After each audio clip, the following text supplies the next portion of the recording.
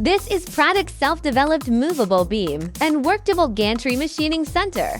Compared with the fixed beam gantry, the processing range is larger and the rigidity is stronger.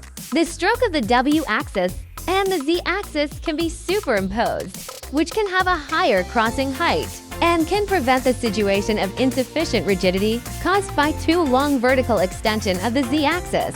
This machine is mainly used in large molds, machine processing, large ships, aerospace, military, and other industries of precision parts processing. Two large lead ball screws drive the beam up and down, with Heidenheim grating real-time compensation to ensure the synchronization of the two drive axes. At the same time, the W-axis can be stopped at any point to participate in the 3-axis linkage machining.